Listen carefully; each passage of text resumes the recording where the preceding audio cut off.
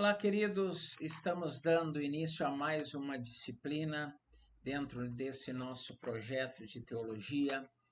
Vamos estudar desta feita apologética cristã, uma matéria de fundamental importância para todo estudante de teologia, para todo ministro e para todo crente que queira evangelizar e também combater as heresias, defendendo a fé cristã dos ataques dos seus adversários.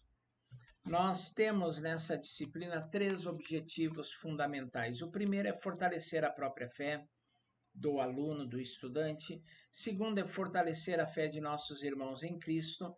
E em terceiro, remover barreiras intelectuais que existem por parte dos descrentes. Vamos a esses objetivos detalhadamente. Em primeiro lugar, fortalecer a própria fé. Muitos crentes nos dias de hoje sentem a sua fé abalada quando o cristianismo é submetido a ataques. E nós temos que admitir que isso ocorre quase que diariamente. O cristianismo, a verdade cristã tem sido muito combatida, tem sido com uma ferocidade demoníaca, diabólica, atacada na tentativa de destruí-la. E muitos carregam desnecessariamente dúvidas e questionamentos mal resolvidos. Essas dificuldades atrapalham o seu viver cristão, atrapalham o louvor, atrapalham a adoração, a evangelização e traz muita insegurança. Eu diria que parte disso se dá pelo fato dos púlpitos das igrejas estarem muito vazios. Fala-se muito, prega-se muito, mas o conteúdo é raso, o conteúdo é muito fraco, o conteúdo não é aquele conteúdo que deveria existir. Muitos pastores estão pregando teologia da prosperidade, pregando princípios de autoajuda, coaching gospel, e outros até mesmo estão apenas arranhando a superfície da palavra de Deus. Não existe uma pregação bíblica expositiva, séria, profunda, equilibrada, e isso causa na igreja, de uma forma geral, uma fé muito rasa, produz na igreja uma fé muito rasa, muito superficial. E quando o evangelho é atacado, quando o cristianismo é atacado, essas pessoas entram em parafuso. Essas pessoas têm a sua fé tremendamente abalada. Então, nós precisamos entender que, em primeiro lugar, temos que ouvir a palavra. Para ouvir a palavra tem que ser pregada. E quando estamos num culto, numa reunião de estudo bíblico, onde a palavra é verdadeiramente explanada, nós temos que ouvir e acompanhar na Bíblia, na palavra de Deus. É como os irmãos em Bereia faziam. Paulo estava pregando e eles pegavam a palavra de Deus e iam ver se era aquilo mesmo. Com isso, eles tinham maturidade, eles tinham alicerce, eles tinham fundamentos sólidos na sua fé. Quanto mais soubermos quão inabaláveis são os fundamentos da nossa fé, mais motivos teremos para adorar e para louvar a Deus. Então, precisamos conhecer. Não é menos espiritual estudar e nos empenharmos em aprender e aprofundar o nosso conhecimento, mesmo em outras áreas, aqui especificamente apologética, porque isso nos leva a uma confiança maior no nosso Deus, na palavra de Deus e na fé cristã. Então, quando alguém nos questionar, nós temos forças, fundamentos e argumentos para redarguirmos, para rebatermos, para fazermos frente às acusações. Tem gente que acha ainda hoje, infelizmente ainda hoje, tem gente que acha que estudar não é coisa de gente espiritual. Ainda hoje existem pastores, inclusive, que usam de uma forma equivocada e fora de contexto o muito estudar é enfado da carne. Esses textos bíblicos, esse em especial, não está falando de nada disso. Né? Nós temos que entender que nós temos que estudar a palavra de Deus e disciplinas correlatas que vão nos alicerçar através do aprofundamento no nosso conhecimento.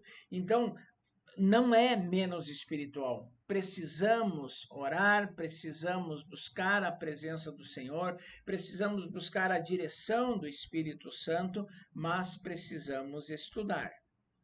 Francis Schaeffer, ele narra um episódio que depois de um dos seminários que ele ministrou sobre apologética, ele ministrou para pastores e líderes, e quando terminou o seminário, ele estava recebendo os cumprimentos, e um velho e humilde pastor veio e o agradeceu pelo conteúdo ministrado. E ele achou que aquele velho homem de Deus iria falar sobre o seu conteúdo avançado, sobre a profundidade do seminário, mas aquele velho pastor disse simplesmente: obrigado por me dar mais motivos para adorar ao meu Deus. Quando você sabe no que crê, quando você tem argumentos que defendem o cristianismo e a palavra de Deus, então a sua própria fé ela é fortalecida. Segundo objetivo da nossa disciplina é fortalecer a fé de nossos irmãos em Cristo. Como membros do corpo de Cristo, nós temos o dever de fortalecer a fé uns dos outros. A instrução mútua, ela é imprescindível. Ela faz parte de uma igreja saudável. Olha o que Paulo diz em Colossenses 3,16. Habite ricamente em vós a palavra de Cristo, instruí-vos e aconselhai-vos mutuamente em toda sabedoria, louvando a Deus com salmos e hinos e cânticos espirituais com gratidão em vosso coração. Eu destaco nesse versículo duas expressões: instruí-vos e aconselhai-vos mutuamente. Instruí-vos e aconselhai-vos. Então, nós temos que fortalecer a fé dos nossos irmãos. Faz parte da vida cristã. Você pegar aqueles crentes mais fracos, mais cheios de dúvida, e discipulá-los, ensinar-lhes a palavra de Deus e conduzi-los a um aprofundamento no seu conhecimento e a uma fundamentação sólida na sua fé. Isso é extremamente importante. E nós precisamos fazer isso. Uma igreja saudável faz isso. Há um fortalecimento, há uma mutualidade também no ensino, também no fortalecimento da fé dos nossos irmãos. E daí nós temos um terceiro objetivo, que é remover barreiras intelectuais dos descrentes. Informações e convicções equivocadas podem impedir pessoas que se cheguem a Deus através do Senhor Jesus Cristo. Eles foram a vida inteira bombardeados com informações erradas, ouviram das mais variadas fontes informações equivocadas, fizeram leituras erradas, e aí eles têm dificuldade, por causa das convicções apreendidas e desenvolvidas, em crer no Senhor Jesus, em crer em Deus. E muitos intelectuais passam por esse problema. O Senhor Jesus, ele confiou a nós, a mim e a você, como igreja do Senhor, a missão de proclamar a verdade ao mundo. E quando nós fazemos isso, nós encontramos céticos. E as atitudes dos céticos, as posturas dos céticos, elas podem ser as mais diversas. Eles podem escarnecer, ridicularizar, se autoafirmar, cheio de soberbas, que tentar nos questionar e nos pegar em sofismas e enganos para que a nossa fé seja abalada. Mas existem entre eles pessoas que têm dúvidas sinceras, que têm barreiras à sua compreensão. Então, nós precisamos derrubar essas barreiras, remover essas barreiras, para que essas pessoas aceitem a fé cristã. A missão da apologética é demonstrar que a fé cristã pode ser incorporada por uma pessoa sem que ela cometa suicídio intelectual. Tem gente que da mais alta cultura acadêmica, da mais alta inteligência, que diz assim, não, se tornar crente é um suicídio intelectual. A apologética mostra que não. Não é verdade. Isso é uma acusação infundada. Grandes mestres ao redor do mundo todo são homens que creem em Deus. Grandes cientistas, grandes pensadores são homens e mulheres que creem em Deus. Então, nós precisamos pregar o Evangelho e termos ferramentas que a apologética vai nos conceder para remover barreiras que porventura existam. As bases do cristianismo sobrevivem imaculadamente por investigações e análises de qualquer natureza.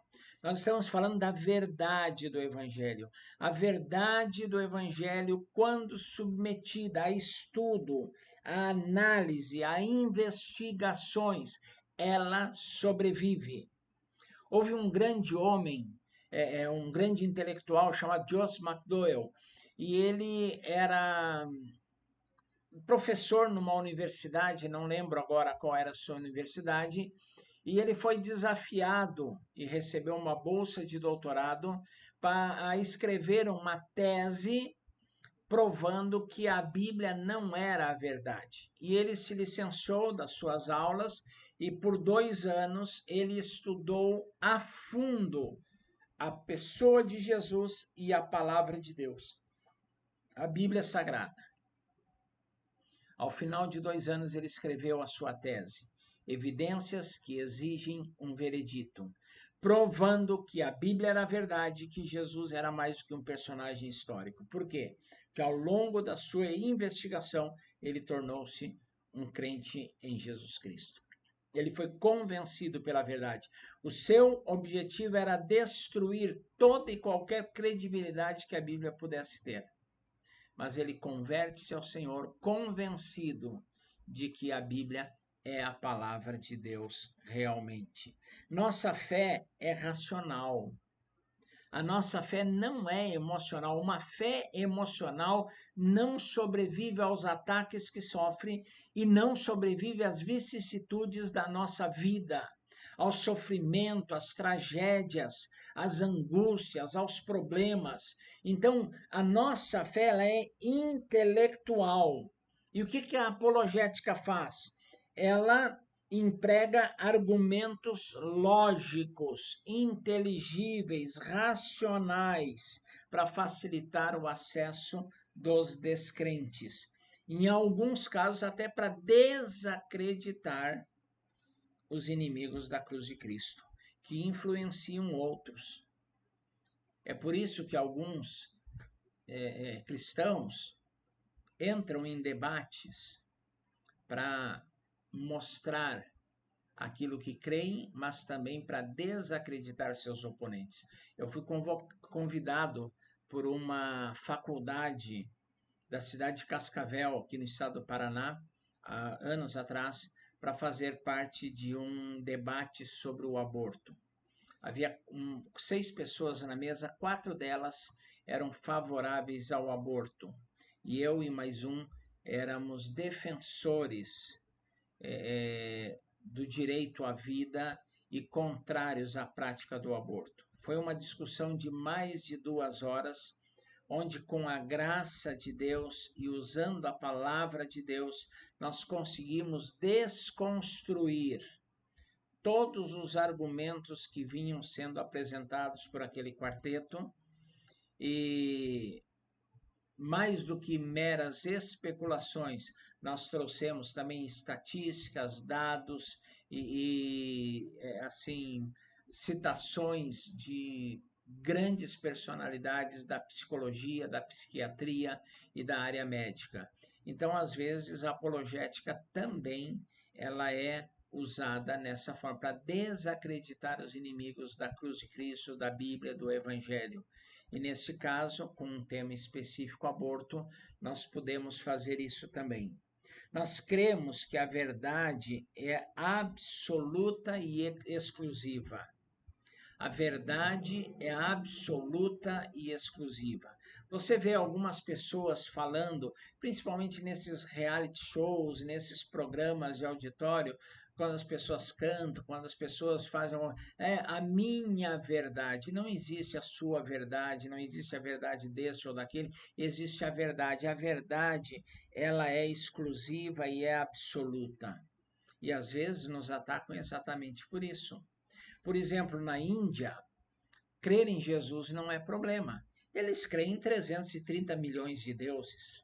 Crer em Jesus não é problema. O problema é a exclusividade de Cristo. Esse é o grande problema. E por isso que os missionários que trabalham na Índia são muito atacados.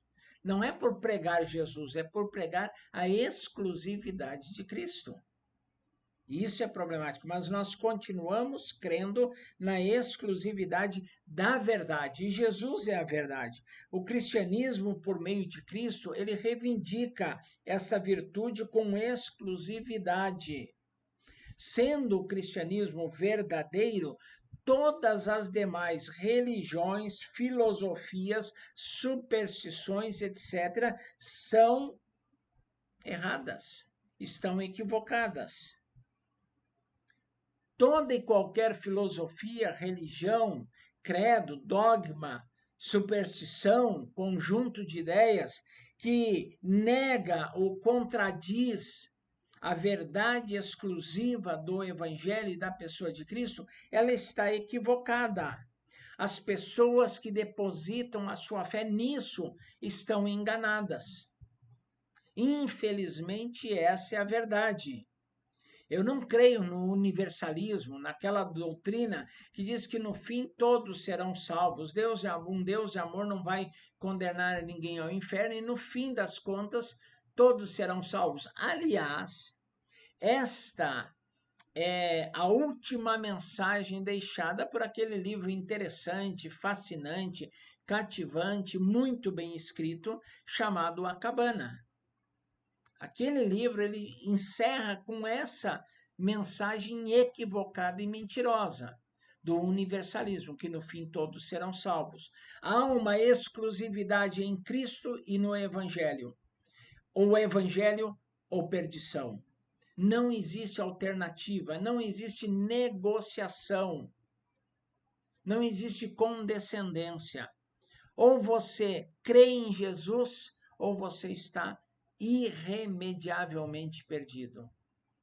E isso gera ataques à fé cristã. Mas nós continuamos crendo e defendemos isso à luz da palavra de Deus. Olha o que Paulo diz em 1 Coríntios 1:23. Mas nós pregamos a Cristo escândalo, crucificado, escândalo para os judeus, loucura para os gentios. Essa exclusividade, ela é loucura. Mas é verdade. João 14:6, respondeu-lhes Jesus, eu sou o caminho. Não sou eu sou o caminho. A verdade e a vida. Ninguém vem ao Pai, senão por mim. 1 João, capítulo 5, versículo 12. Aquele que tem o Filho tem a vida. Aquele que não tem o Filho de Deus não tem a vida. João 8, 31 e 32, aquele que tem o Filho tem a vida, aquele que não tem o Filho não tem a vida, ou, perdão, disse-lhe, pois, Jesus aos judeus que haviam crido nele, se vós permanecerdes em mim, e a minha palavra permanecer em vós, sois verdadeiramente meus discípulos, e conhecereis a verdade. E a verdade não é uma verdade, não é a minha verdade, é a verdade vos libertará. A apologética, ela não substitui a oração, não substitui o Espírito Santo. A salvação é de Deus, através da oração do Espírito Santo, mas os argumentos devem fazer parte do processo de evangelização. O método que Deus escolheu para transmitir a mensagem é através de nós, seres humanos. Aos anjos não foi dado o privilégio de pregar, mas nós, seres humanos, fomos escolhidos para apresentar verbalmente, para pregar, para compartilhar a mensagem do Evangelho. E essa mensagem tem que ser entendida, aprovada pela razão pelos que a recebem. Esse é o lado positivo da apologética. Comunicar com clareza o Evangelho à geração atual, de forma que essa possa entendê-lo e crer. Pessoas diferentes, elas demandam um grau maior ou menor de intensidade na argumentação, mas o convencimento final virá do Espírito Santo. Derrubar os argumentos não é suficiente. Não derrubá-los pode deixar barreiras e ter consequências fatais. Mas uma vez derrubados os argumentos, quem age é o Espírito Santo. Esses são os objetivos da apologética e da nossa disciplina. Agora, nós temos que ver quais são as motivações do apologeta. Quais são as motivações? A primeira é o amor. A segunda é a humildade. A terceira é a obediência. Amor. Amor aos irmãos com dificuldades e amor ao homem sem Cristo. A ninguém fiqueis devendo coisa alguma, diz Paulo, Romanos 13:8, exceto o amor com que vos ameis uns aos outros, pois quem ama o próximo tem cumprido a lei. Quando Paulo está escrevendo à igreja em Roma, ele diz lá no início, capítulo 1, se eu não me engano, ele diz o seguinte, pois sou devedor do Evangelho a vós, romanos. Eu tenho uma dívida a anunciar o Evangelho. O amor a Deus, o amor ao próximo, o amor ao homem perdido tem que me levar a pregar a palavra de Deus e é a maior motivação do apologeta, do estudante e do praticante da apologia. Segundo lugar, vem a humildade. 1 Coríntios 8:1, no que se refere às coisas sacrificadas a ídolos, reconhecemos que todos somos senhores do saber. O saber ensoberbece, mas o amor edifica.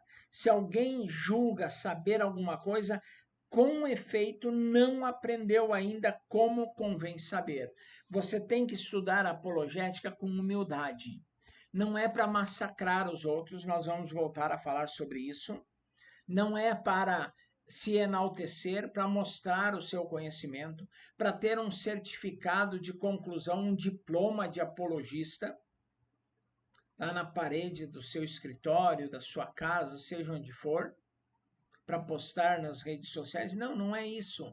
Com humildade, mesmo o saber com relação pertinente a assuntos espirituais pode ser mal empregado e servir para orgulho, para vaidade, para engrandecimento pessoal. Você aprende para humildemente usar em benefício do reino de Deus, da obra de Deus, do Evangelho de Deus. Tem muita gente que estuda apologética, que pratica apologética para autoexaltação, ostentar conhecimento, ostentar boa argumentação, nutrir a fama, nutrir a imagem, ter o ego massageado. Isso está errado. Existem pessoas que usam a apologética para depreciação alheia. Ele tem prazer em massacrar os sectários e as pessoas que não creem da forma que eles creem. Nós devemos ter respeito e amor pelas pessoas. Eventualmente podemos e até devemos atacar as ideias erradas que atrapalham o relacionamento daquelas pessoas com Cristo ou a possibilidade daquelas pessoas crerem em Cristo. O desmoronamento das convicções de uma pessoa pode ser extremamente doloroso.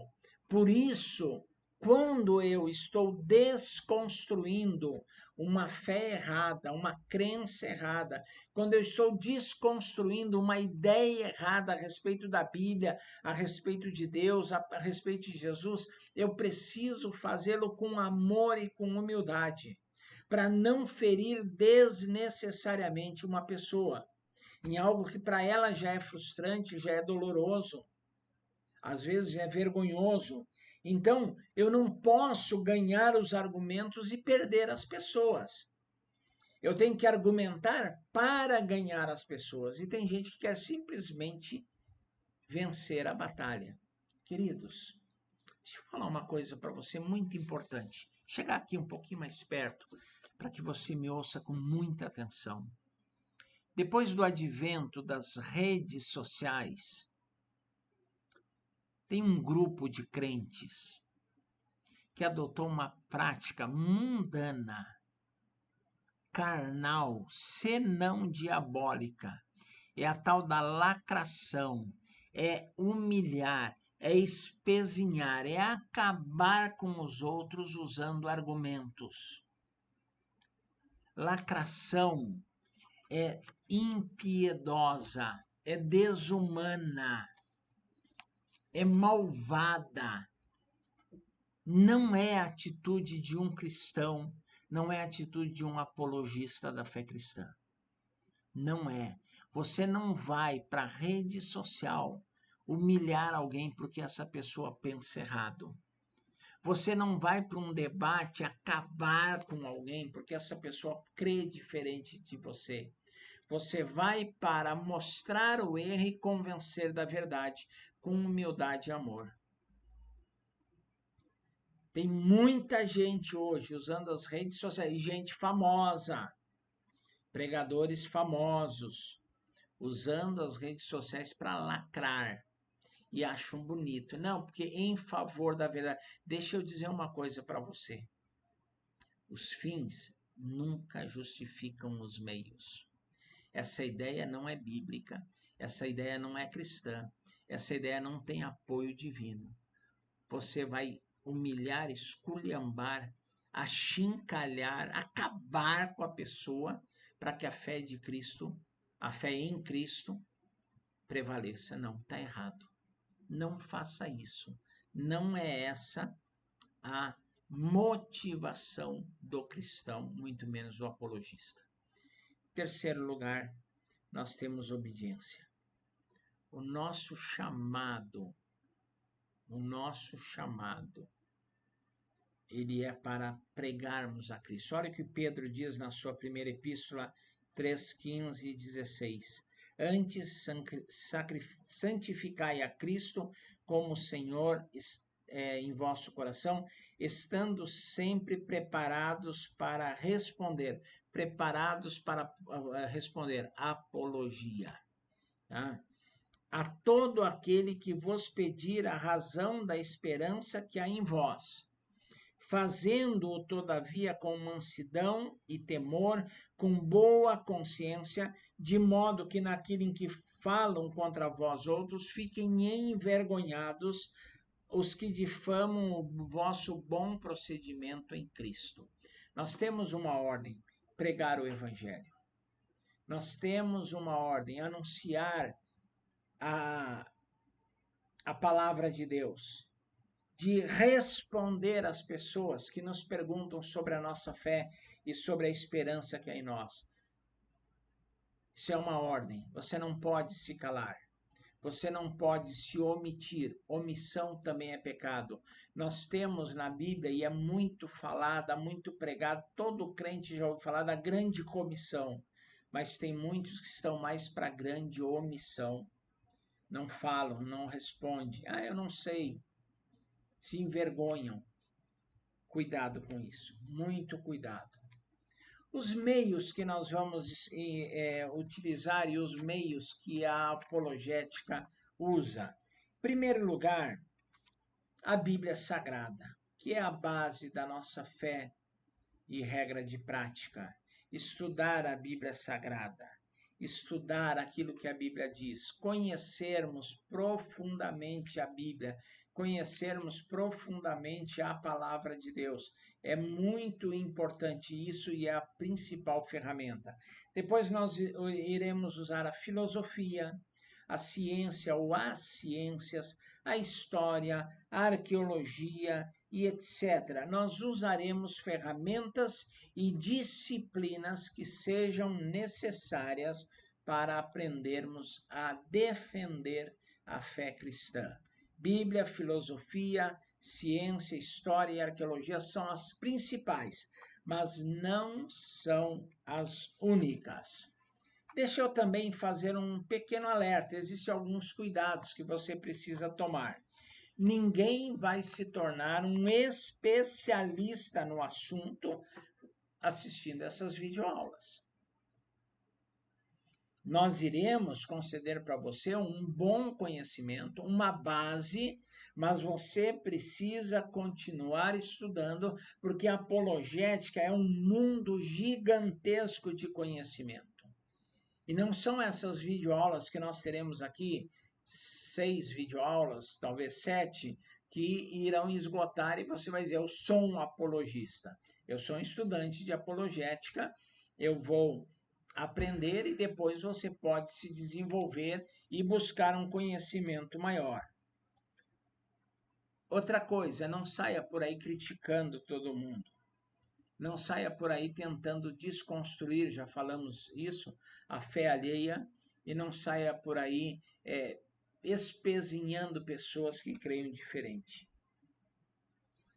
Então, você não vai ter todo o cuidado. Nosso curso propõe a abordagem de uma pequena parte deste vasto mundo que já citamos, que é a defesa da fé cristã. Nós estamos equipando você nas disciplinas auxiliares, em outras disciplinas que já postamos, que já ministramos, e também, através dessa disciplina, com bons argumentos para você defender a fé cristã. Mas continue estudando, continue aprendendo, continue crescendo no conhecimento da apologética. Você pode passar a defender a sua fé com grande eficiência, usando a capacitação do Espírito Santo e o conteúdo dessa disciplina. Mas você não vai se tornar um masterchef. Você, no máximo, é um bom gourmet. Você precisa continuar crescendo e se desenvolvendo. Ninguém consegue, é outra coisa que eu quero chamar a sua atenção, ninguém consegue ajudar quem não quer ser ajudado. Boas defesas só valem para quem quer, para quem necessite, para quem esteja aberto. Você não consegue esclarecer quem não quer ser esclarecido. Você não consegue ensinar quem não quer ser ensinado. E eu volto a repetir algo que eu disse antes. Perca o argumento, mas não perca a pessoa. Perca o argumento, mas não perca a pessoa. Por favor. Vamos lá. A nossa bibliografia. Primeiro livro, eu já citei aqui, foi a tese do Dr. Joseph McDowell. É um livro da Vox Literis, Mais que um Carpinteiro.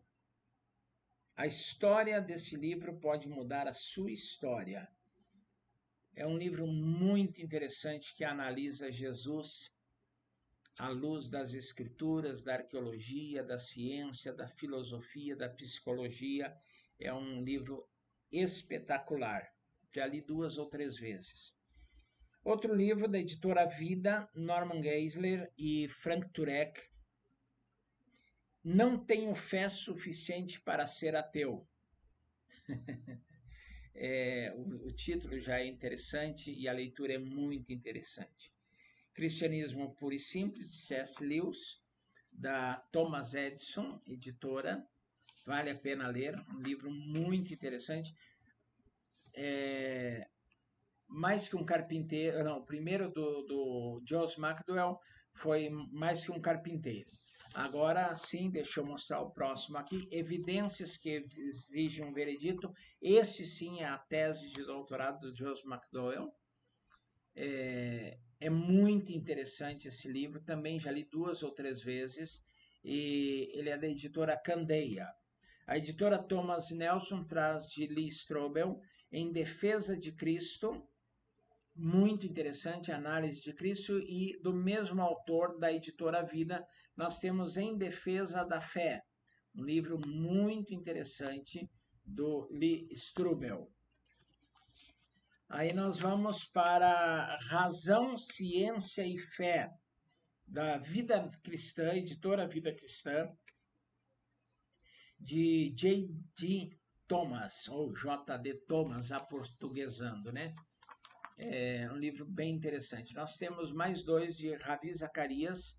O primeiro, aliás, os 2 são da Mundo Cristão. Pode o Homem Viver Sem Deus? E Por que Jesus é Diferente? Esses 2 livros são do mesmo autor, Ravi Zacarias. E vamos lá, mais 3 livros que eu recomendo, que fazem parte da nossa bibliografia. Introdução à Filosofia, de Norman Geisler e Paul Feinberg, da editora Vida Nova. Sensacional esse livro. De Francis Schaeffer, O Deus que Intervém, editora Evangélica Esperança. E Gênesis Hoje, Gênesis e as Questões da Ciência, de Ernest Lucas, é da ABU, Aliança Bíblica Universitária. E a nossa bibliografia termina com Enciclopédia de Dificuldades Bíblicas, de Gleason Archer, da editora Vida. Esses livros vão lhe dar uma boa base, além da apostila. Nós baseamos a apostila, a matéria, a disciplina, as nossas videoaulas, portanto, nesses livros. Mas isso é um resumão. Se você adquirir e estudar esses livros, você vai ganhar muito mesmo em conhecimento, em capacitação. O conceito de apologética ou de apologia. Apologia é defesa, argumentação. Vem do grego. Apologia, defesa ou argumentação. 1 Pedro 3,15, antes nós já lemos esse versículo. Santificai a Cristo como Senhor em vosso coração, estando sempre preparados para responder. Preparados para responder. Apologética, apologia. É isso que deve ser feito. Deixa eu voltar aqui um pouquinho antes dessa tese fundamental. Então, vamos ver essa tese fundamental da apologética. Segundo Joss McDowell, existe um Deus infinito de sabedoria e poder e amor absolutos, que se revelou por meios naturais e sobrenaturais na criação, na natureza do homem, na história de Israel e da Igreja, nas páginas da Bíblia, na sua encarnação em Cristo e através do Evangelho no coração daquele que crê. Essa é a tese fundamental. Existe um Deus infinito, de sabedoria, poder absolutos, que se revelou por meios naturais e sobrenaturais na criação, na natureza do homem, na história de Israel e da Igreja, nas páginas da Bíblia, na encarnação em Cristo e através do evangelho no coração daquele que crê. Essa expressão apologia aparece 7 vezes no Novo Testamento, fora aquela que eu já citei de 1 Pedro 3,15. São 8 repetições, 8 aparições dessa palavra no Novo Testamento. E eu vou passar por elas porque isso é importante. A apologética é uma disciplina bíblica. A apologética cristã é uma disciplina bíblica. Olhem comigo aqui, ó. Atos 2:1. Irmãos e pais, Paulo falando, ouvi agora a minha defesa, apologia, perante vós. Atos 25:16. A eles respondi que não é costume dos romanos condenar quem quer que seja, sem que o acusado tenha presente os seus acusadores e possa defender-se, apologia da acusação. 1 Coríntios 2:9. Eu não sou apóstolo para outrem, certamente o sou para vós outros, pois vós sois o selo do meu apostolado no Senhor. A minha defesa, apologia, perante os que me interpelam é essa. Paulo escrevendo a segunda carta aos Coríntios 7:11. Porque quanto cuidado não produziu isso mesmo em vós, segundo Deus, fostes contristados. Que defesa, apologia, que indignação, que temor, que saudades, que zelo, que vindita. Em tudo desses prova de estardes inocentes nesse assunto. Filipenses 1:7. Aliás, é justo que eu assim pense de todos vós, porque trago no coração, seja nas minhas algemas, seja na minha defesa, apologia, e confirmação do evangelho, pois todos sois participantes da graça comigo. Filipenses 1:15. Alguns efetivamente proclamam Cristo por inveja e porfia, outros, porém, o fazem de boa vontade. Versículo 16. Esses por amor, sabendo que estou incumbido da defesa, apologia do evangelho. E segunda carta de Paulo a Timóteo 4:16. Na minha primeira defesa, apologia, ninguém foi a meu favor. Antes todos me abandonaram, que isso não lhe seja posto em conta. Então, a apologética cristã é uma disciplina bíblica. Apologia é uma palavra presente na Bíblia. 8 citações no Novo Testamento. No escopo da nossa abordagem, nós vamos trabalhar com 5 teses, com 5 temas, baseados em 5 ataques que as pessoas fazem contra o cristianismo. O primeiro ataque: ninguém pode ter certeza sobre a verdade. Então, a nossa segunda aula, ela vai falar sobre isso. Ela vai falar sobre ninguém pode ter certeza da verdade.